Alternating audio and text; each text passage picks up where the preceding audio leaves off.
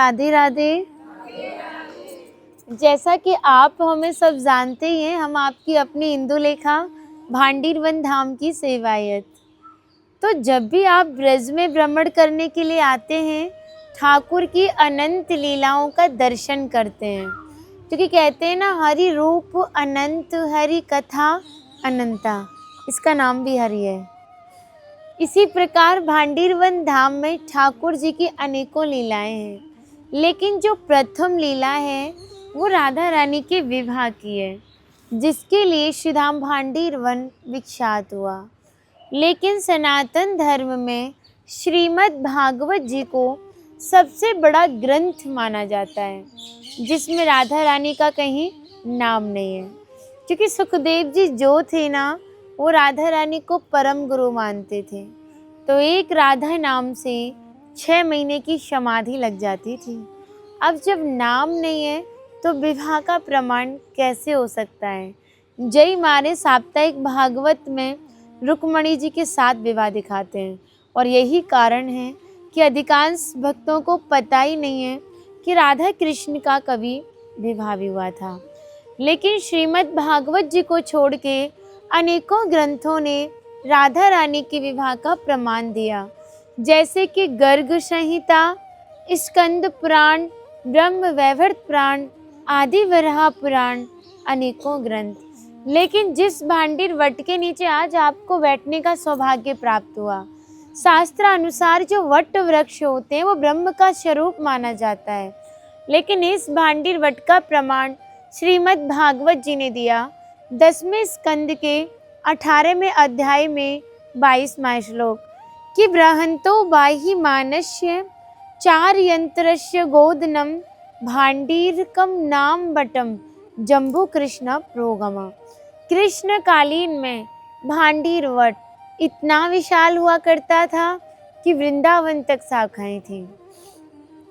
पिछले टाइम में पुल नाव होते नहीं थे, ठाकुर जी शाखाओं पर चढ़ के यमुना महारानी को पार करते थे। मान्यता है ठाकुर जी की 9 लाख गाय यहीं बैठ के विश्राम करती थी। तो माता जो भी प्रसादी में रखती थी, सभी एकत्रित है कि दोपहर को भोजन लयो करते। तुम कबो काऊ ब्याह में जाओ तो का बिना प्रसादी के आओ, तुम तो लाडली जो की विवाह स्थली आए हो, तो बिना प्रसाद के कैसे जा सको। यहाँ पर ठाकुर जी ने ब्रजवासियों से पको भयो भोजन भिक्षा स्वरूप अंजलि में मांग के पायो, जाको नाम दयो मधु करी, आज भी संत भिक्षा कर मांग के पावे। जब भी शास्त्रन में बताई कि जब तक ब्रजवासी की कृपा ना होगी, ठाकुर जी की कृपा बड़ी दूर की बात है। जैते हमारे अभिमान को नाश होए, कृष्ण भक्ति प्राप्त होए, जो कि बहुत ही दुर्लभ है। लेकिन ब्रजवासी कृपा करें, सहज भक्ति प्राप्त होती है। राधा रानी ने श्रीधाम भांडीरवन के बारे में बड़ी दिव्य बात कही। कहा जो भी भक्त भांडीरवन आएगा वो मोक्ष को प्राप्त होगा। कान्हा बोले तुम इतनी बड़ी बात को कह रही हो, लोग पाप करेंगे सीधे दौड़े भांडीरवन चले जाएंगे, क्योंकि आपने तो मोक्ष धाम भांडीरवन कह दिया। फिर यहाँ पर बहुत भीड़ इकट्ठा होने लगेगी, हमारे मिलने में अड़चनें पैदा होंगी, तो नित्य लीलाएं कब करेंगे। श्री जी ने उसी क्षण भांडीरवन को गुप्त वृंदावन कह के संबोधित किया और कहा कान्हा इस स्थान पर हर कोई भक्त नहीं आएगा, वही भक्त आएगा जिसके ऊपर मेरी विशेष कृपा होगी, भक्ति भाव सच्चा होगा और भक्त मेरे विवाह में उपस्थित होगा। यानी जब राधा रानी का विवाह हुआ तो अनेकों जीव विवाह में उपस्थित था, पर मनुष्य रूप किसी का नहीं था। तो भक्त अपने आप को कीड़े मकोड़े, घास फूस, पतझड़, पक्षी इत्यादि मानते हैं। जो भक्त लाडली जो के विवाह में उपस्थित थे, उन भक्त की पहचान है कि वो कई बार वृंदावन आते हैं। जब जाके गुप्त वृंदावन आते हैं, डायरेक्ट नहीं आएंगे, माध्यम जरूर रहेगा। सारा श्रेय भी माध्यम को ही जाएगा, जो आपको ऐसे दिव्य स्थान पर पहुंचाएगा। जो भक्त यहाँ की प्रसादी पाता है और एक रात्रि राधा नाम संकीर्तन में जाग के गुजारता है, उसको गोलोक धाम की प्राप्ति होती है।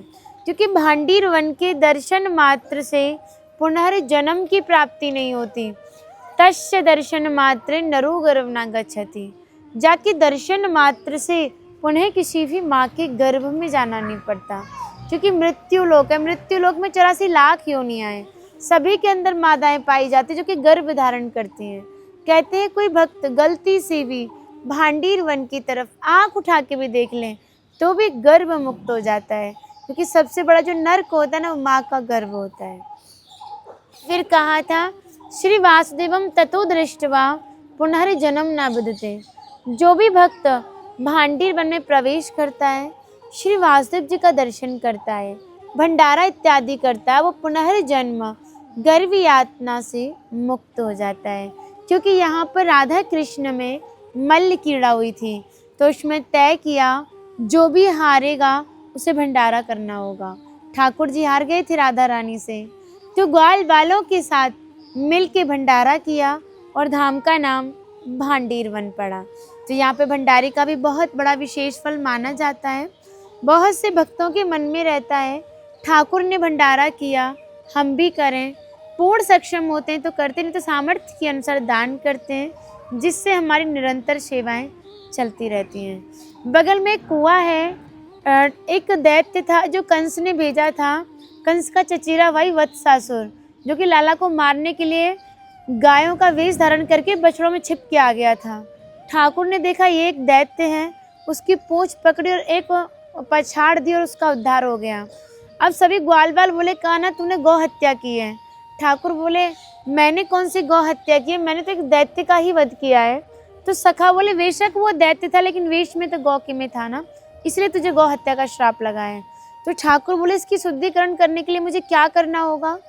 तो ग्वाल बाल बोले पूरे ब्रह्मांड में जितने भी देवी देवता हैं सबके पास जाके आचमन जल लेके शुद्धिकरण करनी होगी, जब ही तो पवित्र और शुद्ध हो सकता है, वरना तो गौ हत्यारा है। कान्हा सोचने लगा अगर ऐसे ही मैं ब्रह्मांड में भ्रमण करने के लिए निकल गया तो मेरे कितने अवतार बदल जाएंगे। वहाँ पर यमुना महारानी का किनारा था, ठाकुर जी ने बंसी को लिए जमीन को फाड़ा, जमीन पानी देने लगी। फिर 33 कोटि देवी देवताओं को आवाहन किया, सभी ने अपना जल छोड़ा, कान्हा ने स्नान करके शुद्धिकरण की और पवित्र हुए। यहाँ से एक ऐसी मान्यता शुरू हुई कि जिन माता बहनों पर बच्चे नहीं होते या जिनके पास सिर्फ बेटियां हैं या जो भक्त रोग से ग्रस्त है, वो भक्त माता बहनें सोमवती अमावस्या को आते हैं और स्नान कर अपनी मनोइच्छा का फल प्राप्त करते हैं। मनोर्थ वरदे तीर्थे, सभी मनोरथों को पूर्ण करने वाला तीर्थ। अश्य भांडी जलाल हाबे नमो गोप जलाल हृदय तीर्थ राज नमोस्तुते। गोपियों का हृदय भी नम हो गया, तीर्थों के राजा से प्रयागराज भांडीर वन धाम को प्रणाम करने के लिए आए। और एक और श्लोक दिया कि तस्मिन के स्नातो भांडीर कोप नियतो नियता क्षणम सर्व पाप विनम्र मुक्त इंद्रलोक सागस्ती। जो भी भक्त इस भांडीर कोप में स्नान करता है, आचमन लेता है, छींटे लगाता है, वो सभी पापों से मुक्त होके इंद्रलोक को चला जाता है। विवाह का वर्णन गर्ग संहिता की 16वें अध्याय में है। ठाकुर लगभग 2 वर्ष के थे और नंद बाबा यहाँ गाय चराने के लिए आए, और जैसे ही लाला का प्रवेश भांडीर वन में हुआ, बहुत तेज तूफान आ गया, घनघोर बादल छा गए, बाबा डर गए और भांडीर वट की आड़ लेके छिप गए। क्या देखते तूफान शांत हुआ, एक तेज प्रकाश उत्पन्न हुआ जिसमें से राधा रानी का आगमन हुआ। नंद बाबा ने श्री जी के दिव्य रूप के दर्शन पाए, उन्हें नतमस्तक प्रणाम किया। उन्हें स्मरण हुआ वसुदेव जी के कुलगुरु थे गर्गाचार्य जी, जिन्होंने लाला का नामकरण किया जब लाला 1 वर्ष का हो गया था। क्योंकि नंद बाबा के कुलगुरु तो शांडल्य मुनि थे, लेकिन वसुदेव जी के कुलगुरु ही नामकरण करने के लिए नंद भवन आए थे। और नंद बाबा को बताया कि ये तुम्हारे घर में बालक जन्मा, ये कोई साधारण बालक नहीं है, स्वयं पार ब्रह्म आपके घर में जन्मे हैं। और इसका विवाह जो अनंत अनंत कोटों की, जो ब्रह्मांडों की जो राध्य शक्ति कौन, श्रीमती राधा रानी, उनके साथ भांडीर वन में होना है। जब इस बात का स्मरण हुआ, श्री जी ने 16 वर्ष का रूप लिया। नंद बाबा ने श्री जी की गोदी में लाला को सौंप के आगे प्रस्थान किया। श्री जी ने ही ठाकुर जी को किशोर रूप धारण करवाया और ब्रह्मा जी का आवाहन किया। ब्रह्मा जी प्रकट हुए, लाडली लालजू का विवाह संपन्न कराया। हमारे हिंदू धर्म में रिवाज होती है, एक पिता अपनी बेटी के पीले हाथ नहीं कर देगा, कन्या का दान नहीं करेगा, तब तक विवाह संपन्न नहीं होगा और बेटी पराई नहीं मानी जाएगी। तो ब्रह्मा जी ने ही पिता पुरोहित दोनों ही कार्य निभाए हैं। हमारे हिंदू धर्म में एक और रिवाज होती है कि पुरोहित कोई शुभ कार्य या मांगलिक कार्य कर रहा हो, उसको दान दक्षिणा ना दे दो तो शुभ कार्य सफल नहीं माना जाता। ठाकुर जी ने ब्रह्मा जी से कहा आपको क्या चाहिए मांगो। तो ब्रह्मा जी ने कहा नारायण मुझे युगल चरणों की भक्ति चाहिए। ठाकुर जी ने तथास्तु बोला। तो ब्रह्मा जी ने उनके चरणों में से धूल ले जाकर जो पुष्कर राजस्थान का मेन मंदिर है वहाँ पर भक्ति की। फिर ठाकुर जी लाडली जी ने वन विहार किया, फिर अपने उसी रूप में आए, फिर लाडली जी ने लाला को नंद भवन पहुँचा दिया। बोलो राधे राधे।